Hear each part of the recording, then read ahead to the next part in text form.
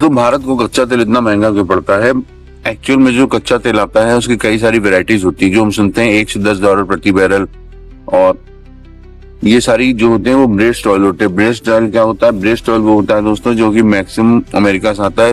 5 category के जो oil होते हैं उन्हें मैं आपको बताता हूँ कि कौन कौन से क्रूड ऑयल को मिलाकर भारत की रिफाइनरी कौन सा क्रूड ऑयल बनाती है, किस ऑयल को कितना मिक्सर किया जाता है। ध्यान से इस वीडियो को जरूर देखिएगा दोस्तों। एक होता है ब्रेस्ट ऑयल जो कि अमेरिका का बेंचमार्क होता है। दूसरा होता है दुबई ओमान से आया हुआ क्रूड ऑयल। तीसरा होता है ओपेक बास्केट। ओपेक बास्केट में Venezuela, Saudi Arabia, UAE, Iraq जैसे देश शामिल होते हैं। इनके जो मेंबर्स होते हैं ये सब मिलाकर एक ओपेक बास्केट बनाते हैं और इन तेल के एवरेज प्राइस निकालकर प्राइस तय करते हैं। एक होता है यूराल रशिया, यानी कि जो तेल रशिया से आता है। वेस्ट ऑयल जो कि वेस्ट ऑयल जो है टेक्सास से आता है, जिसको निकालकर सीधे जमीन पर रख दिया जाता है। जो ब्रेड ऑयल होता है जो कि सबसे स्वीट ऑयल माना जाता है, यानी कि बहुत रिफाइंड ये ऑयल होता है। इसको मिलाकर और इन सारे ऑयल्स को मिलाकर भारत में रिफाइनरी की जाती है। ऑयल्स की रिफाइनरी जो हमारी है वो मिक्स रिफाइनरी है, यानी कि सारे तेल को मिलाकर के प्रोसेस करती है। और ये प्रोसेस करती है जिन तेलों को, उनमें इनकी क्वांटिटी परसेंटेज अलग अलग होता है। यानी कि इसमें जो ब्रेड ऑयल होता है वो होता है 78% और दूसरा जो होता है जिसे हम कहते हैं स्वीट ऑयल, यानी कि जो क्रूड ऑयल होता है जिसमें 78% मिलाया जाता है, इसमें सल्फर की मात्रा अधिक होती है।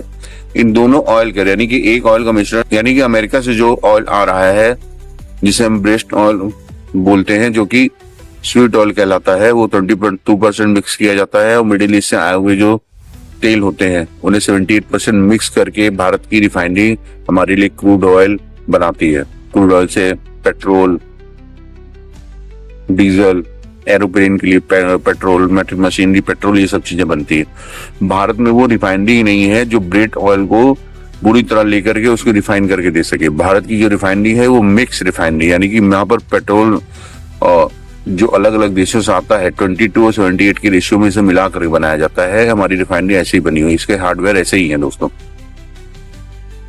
तो इसकी जो मेन इंपॉर्टेंट चीज ये है दोस्तों कि जो ब्रेड ऑयल आ रहा है इस समय वो सस्ता आ रहा है, यानी कि जो अमेरिका से जो ऑयल आ रहा है वो इसमें $110 प्रति बैरल है। लेकिन जो मिडिल ईस्ट से आ रहे हैं तेल, उनकी प्राइस जो है $150 प्रति बैरल। ओमान का जो क्रूड ऑयल है उसका $152 प्रति बैरल। इस तरीके से चीजें रेट बढ़ते जा रहे हैं। $165 प्रति बैरल तक पहुंच गया है ओमान मिडिल ईस्ट से आने वाला तेल। अब पहले ब्रेड ऑयल महंगा आता था और ये ऑयल सस्ते आते थे, लेकिन अब उल्टा हो गया दोस्तों, ये महंगा हो गया है और ब्रेड ऑयल सस्ता हो गया है। इससे हो क्या रहा है कि ऑयल की प्राइसिंग बढ़ रही है। इस चलते भारत को 2000 करोड़ रुपए का नुकसान हो रहा है दोस्तों। जी हाँ, भारत को डेली 2000 करोड़ रुपए का नुकसान हो रहा है। और वो नुकसान कैसे हो रहा है इसकी मैं आपको एक कैलकुलेशन करके बताता हूँ दोस्तों।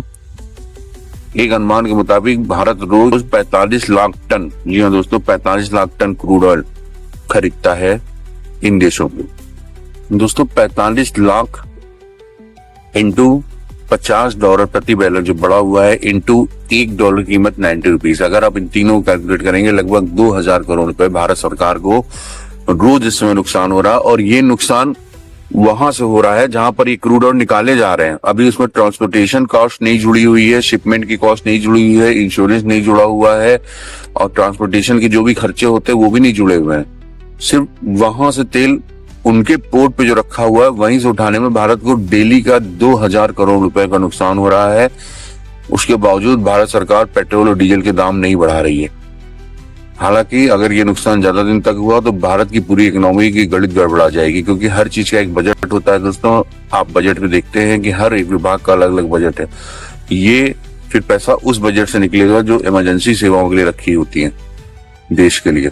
तो ये युद्ध रुकना बहुत जरूरी है। तो जो लोग पेट्रोल डीजल नहीं मिल पा रहा है, कृपया करके यही सोचें कि अगर आपको कम रेट पे भारत सरकार दे रही है, पाकिस्तान समेत कई देशों ने अपने यहाँ पेट्रोल के दाम, डीजल के दाम 50 रुपए से लेकर 100 रुपए तक बढ़ा दिए हैं। इसमें पाकिस्तान में पेट्रोल का दाम लगभग 300 से 350 के बीच में ट्रेंड कर रहा है। तो आप अगर पूछिए कि भारत में अगर आपको 95 रुपए लीटर मिल रहा है और अभी भी कैसे आपको कम से कम दामों में पेट्रोल मिल जाए, डीजल मिल जाए, तो आप सोचिए कि अगर आप अभी भी गवर्नमेंट के साथ नहीं है तो आप सोचिए कि अगर गवर्नमेंट हमको इतनी सुविधा ना देना चाहे, कितना इजी उनके लिए प्राइजेस को बढ़ा देना, क्योंकि सब जगह बढ़ रहा, तो हमने प्राइजेस बढ़ा दिए। हर चीज ना बढ़े लेकिन महंगाई ना बढ़े और आगे दिक्कत ना हो, इसलिए गवर्नमेंट को कंट्रोल करने की कोशिश कर रही है। लेकिन अगर ये प्राइजेस ऐसे ही रोज का 2,000-2,500 करोड़ रुपए गवर्नमेंट का नुकसान होता रहेगा, तो इसके जो इफेक्ट्स है आने वाले समय में जरूर दिखेंगे। एयर प्राइसेस बढ़ेंगी, industrial oil, agriculture oil, crude oil सब बढ़ेगा और महंगाई भी बढ़ेगी दोस्तों, क्योंकि सरकार भी एक लिमिट तक ही इसको रोक सकती है, क्योंकि हर आदमी की तरह सरकार के पास भी अपना बजट है, हर घर की तरह सरकार का भी अपना बजट है। इसीलिए सरकार, शायद प्रधानमंत्री श्री नरेंद्र मोदी जी ने कहा था कि कोविड के ऐसे हालात हो सकते हैं। कोविड के लॉकडाउन लगाने की उन्होंने बात नहीं की थी, गवर्नमेंट ने बात साफ कर दिया। उन्होंने कहा था कि चीजों को लिमिटेड मात्रा में यूज करें, क्योंकि ये बहुत क्रिसिस टाइम चल रहा है, क्योंकि ये बहुत परेशानी वाला समय है। आप अगर चीजों को कम यूज करेंगे तो गवर्नमेंट के ऊपर बोझ कम पड़ेगा। अगर गवर्नमेंट के ऊपर बोझ कम पड़ेगा, जरूरत की चीजों के सामान के प्राइसेस को बढ़ाने की जरूरत नहीं पड़ेगी, धीरे धीरे प्राइसेस बढ़ेंगे। लेकिन आप अगर वेस्ट करेंगे किसी चीजों को तो फिर प्राइस बढ़ने तय है दोस्तों। क्यों? इस समय देश के साथ खड़े होने का समय है। अगर आप इस समय देश के साथ खड़े नहीं होंगे तो उसका खामियाजा आपको भी भुगतना पड़ेगा। अगर आपको ये न्यूज अच्छी लगी हो या बुरी लगी हो, कमेंट बॉक्स में जरूर बताइएगा। सावधान रहिए, सतर्क रहिए। जय हिंद, जय भारत।